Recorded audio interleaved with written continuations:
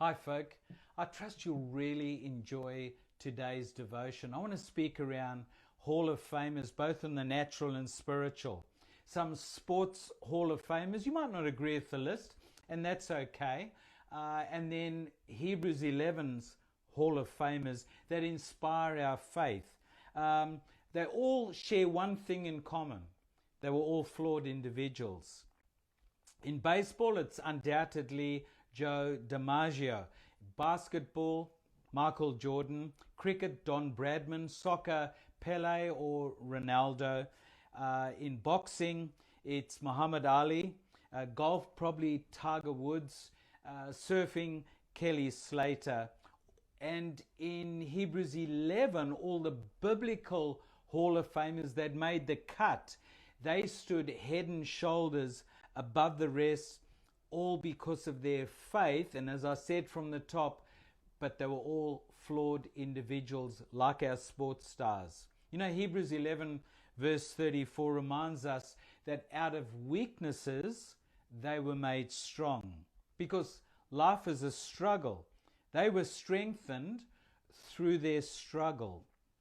You know, as we come out of this isolation period, we too have had failings simply because we're flawed. You know, crisis doesn't create character, it simply reveals it. So let's look at all the Hall of Famers in Hebrews 11. Don't judge them because of their flaws, because of a weak moment. Judge them on the entirety of their lives. Remember, these folk had nothing to cling to other than the promise of God. Listen to three guys. Noah, very quickly, being divinely warned of things yet not seen, moved with godly fear, prepared the ark. Sounds like he was a prepper. He prepared the ark and saved his whole household. You know, one of my favorite scriptures in Hebrews 11 is of Moses. I'm going to give Moses a big hug one day. It says, Moses endured because he saw him who was invisible. Bam!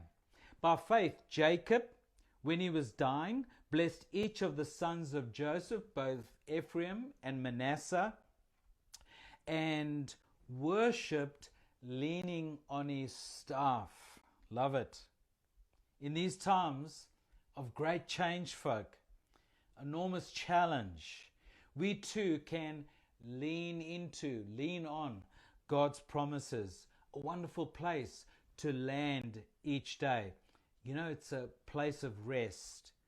So why did God use flawed people? 3 reasons, I believe.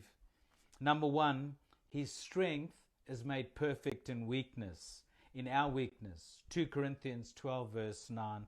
Number 2, because of our limitations. Our limitations are not his limitations. Ephesians 3:20. Lastly, because God always uses what's available. 1 Corinthians 1 verse 27. Jacob leaned on his staff and he worshipped. Let's lean on God's promises and worship as we come out of this incredible time we've been in. Let not your heart be troubled.